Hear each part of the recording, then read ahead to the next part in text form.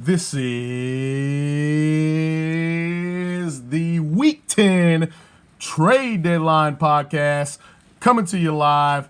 It is Saturday evening. I waited a little later this week to do the podcast because I wanted to make sure to see if there was going to be any late breaking trades that I can include to talk about. This may be a little bit longer of a podcast, but I want to jump right into it. First off, my apologies. I got some messages from a few teams saying that my last week podcast was a little bit of a downer. I cannot lie. I was pissed off. I was upset. I was frustrated about some of the things that was being said by certain people. But that's neither here nor there. Everybody has their right to their own opinion about things. Has nothing to do with the reality of what I think and what others may think. So it is what it is. Moving right on into the podcast for the Week 10 Fantasy Football High Rollers League. The trade deadline is kickoff tomorrow at kickoff. Sunday at kickoff trade deadline, unless, of course, you have somebody included in the Thursday night blowout game. The Pittsburgh Steelers whitewashed Carolina.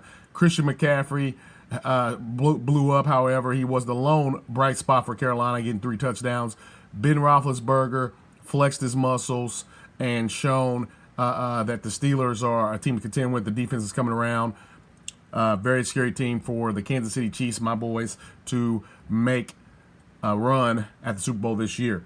Let's go on to fantasy football. High score of the week, Mr. Payne Inc. represented, scored 307 points to beat Hardcore.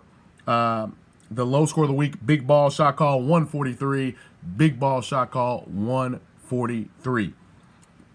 Last week with my picks, I did not have a perfect week, unfortunately, but I did go 9-3. 9-3 last week to bring my season year-to-date total up to 72-36, way above 500, representing, as usual, with my picks. Told y'all I was not going to have a bad season this year, and I have not. So, moving on to the podcast this week, we got some wonderful, excellent, awesome games this week. Game number 1. Looks like Do You Believe in Magic versus Big Ball and Shot Calling. I'm going with Do You Believe in Magic. Must-win situation for Do You Believe in Magic. Very, very tough games coming up in the future. Do You Believe in Magic has to get a win this week. Has to get a win this week. Beast Mode versus Old Chicago Pizza may be the game of the week in that conference. I'm going to go with Beast Mode to upset Old Chicago Pizza, who was currently favored at the time of this podcast. Beast Mode continues his dominance in the Fantasy Football League and goes to 9-1. As long as he gets a win this week, he shall win the conference. Next game, I Want to Be Like Mike versus Gotcha Biatch. Gotcha Biatch. I'm not going to pick you this week. Going to go with Wanna Be Like Mike to get a victory over Gotcha Biatch this week. DNZ versus the GOAT. I'm going to go with DNZ to get a victory this week over GOAT. I think his team's a little bit better, and he will get the victory. Actually, let me rephrase that. I don't necessarily think his team is better. I think it's playing better at this current time. I do believe GOAT has the better team, and he should get a victory. If his team shows up, he should get a victory, but my official pick is going to be DNZ. Let's go to the next game.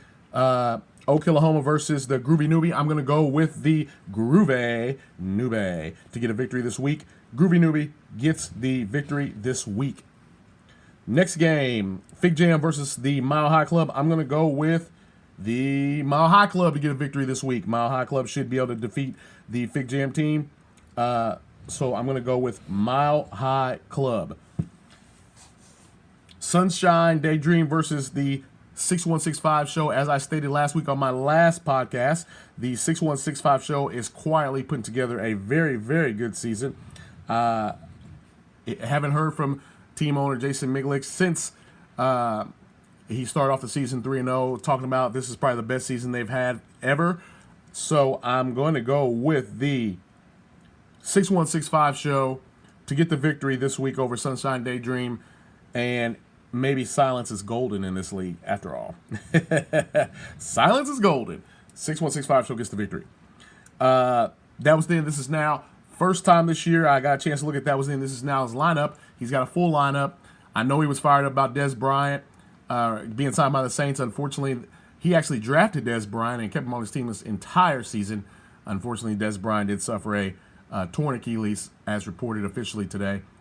We already knew that it happened, but it was official today. I'm going to go with Total Chaos to get the victory this week. I think he's got more firepower than that was then. This is now. He gets the victory this week. TNT versus Playtime is over. Playtime is over needs to get a victory this week. Got a couple people on bye that are significant for his team. TNT did make a trade. Got Fitzmagic. Looked better than the Aaron Rodgers that showed up last week. Although I don't know about giving away Devontae Adams, but it is what it is. And I'm going to go with Playtime is over. Must win this week for Playtime is over. Payne Inc. will represent this week against P&L. P&L with no Deshaun Watson. Really hurts his team. I don't know if he can beat Payne Inc.'s firepower, especially after acquiring Rivers this week. P&L gets the loss. Payne Inc. gets the win. Continues searching for the division title and maybe even the conference title. Last pick of the week, Hardcore will defeat Nothing But Trouble. Hardcore has a lot of firepower. I think that he will tighten this conference up a little bit by getting a victory. Right now, I believe Hardcore and let's check this out real quick before I officially state it. I believe that Hardcore and Nothing But Trouble do have the same record. They're 7-2. This is the matchup of that conference.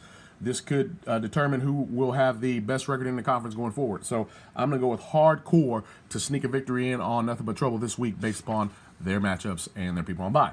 So that's the end of the picks. Let's now talk about the trades real quick that have happened this week.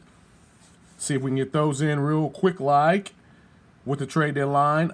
Old Chicago Pizza pulls a trade with Want to Be Like Mike. Didn't really like that trade for Old Chicago Pizza. He gave up Fitzpatrick. He gave up Thielen. His only benefit in this trade, I guess I'm assuming, is to acquire Tyler Boyd and T.Y. Hilton. Tyler Boyd being the number one receiver with A.J. Green currently out. Maybe he needed him for this week. Thought he to help him get a victory this week. So I understand the trade. Like it for Want to Be Like Mike. I think he wins that deal. Nothing But Trouble versus Payne Inc. Let me ask y'all something for the people that watch the podcast. Payne Inc. I've been hyping up all year long. If you watch the podcast, you know I've been on this team's jock all year long. Why in the hell do you trade this guy, Phillip Rivers, when his second quarterback was either bum Matthew Stafford or bum Derek Carr? I cannot understand that trade at all by Nothing But Trouble when you only receive that bum Stafford in return.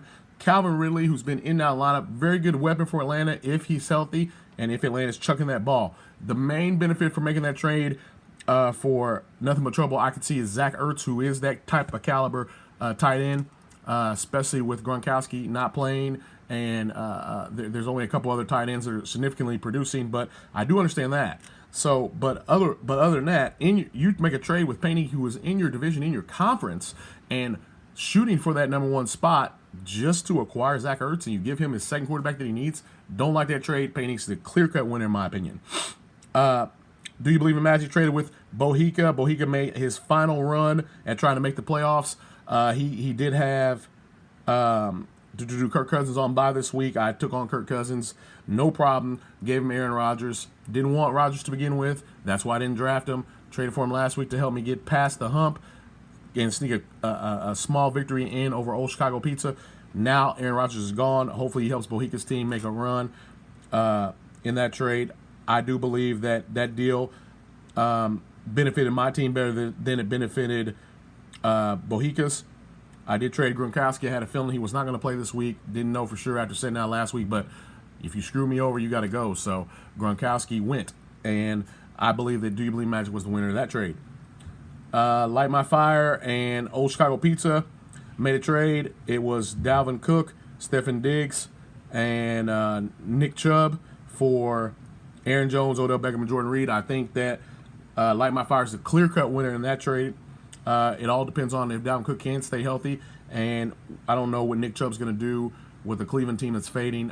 They're looking to hype up Baker Mayfield. I think that Baker Mayfield is the person on that team that's going to be the biggest fantasy stud.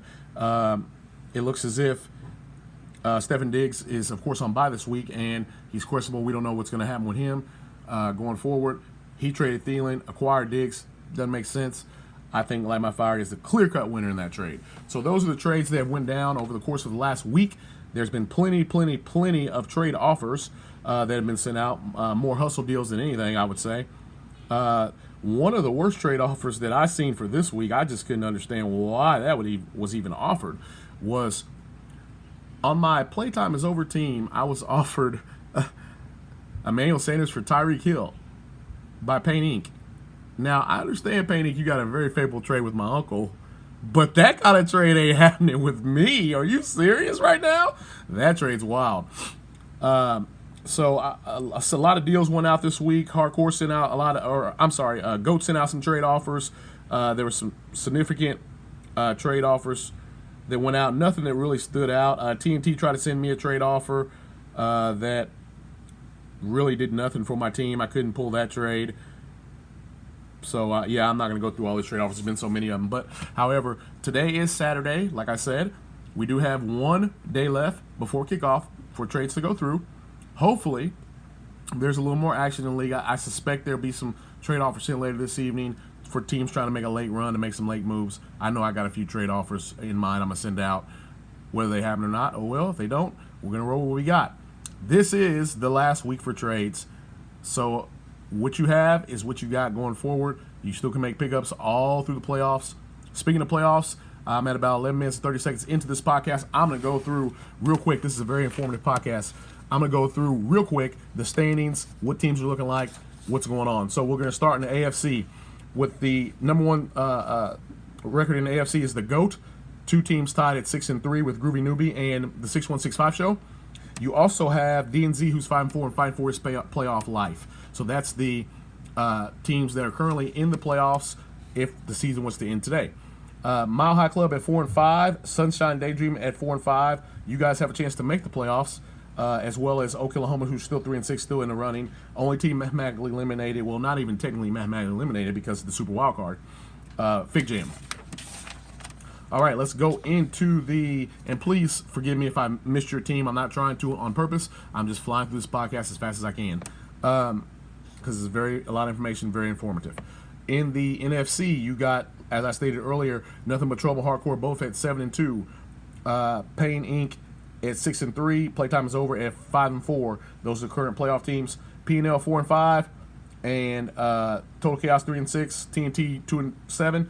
And that was in this now 1-8. All still can make the playoffs, of course, with the Super Wild Card still in play. Looks like P&L only one game behind. Playtime is Over. He can make the playoffs. Right now, 7-2, 7-2, 8-3. Will probably lock up a playoff spot with a win this week for one of the teams, either Hardcore or Nothing But Trouble. The next conference, the Pro Bowl conference, as everybody knows, the Beast Mode, hashtag Beast Mode, 8-1.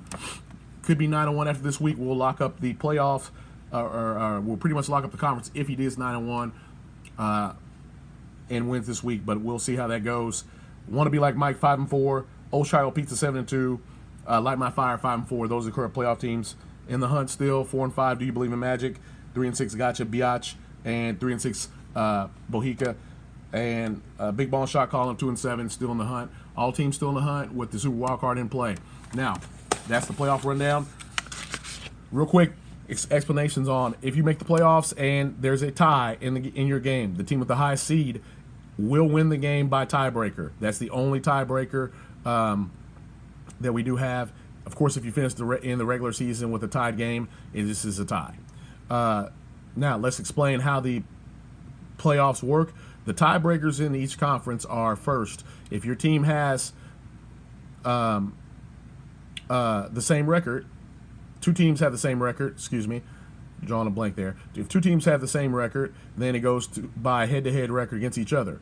If that's 1-1 or tied, that's the only way it can be, probably tied, then it goes to the conference record. Whatever your conference record is, if that's tied, the final tiebreaker is total points scored. And if that's tied by some fluke, then we'll flip a coin. That's crazy, isn't it? If there's 3 teams tied, the only in a conference to make the playoffs, the only tiebreaker is, at that point, the most points scored. We get rid of the head-to-head records and the conference records and go with what team has the most points scored. So most points scored is a big thing to focus on.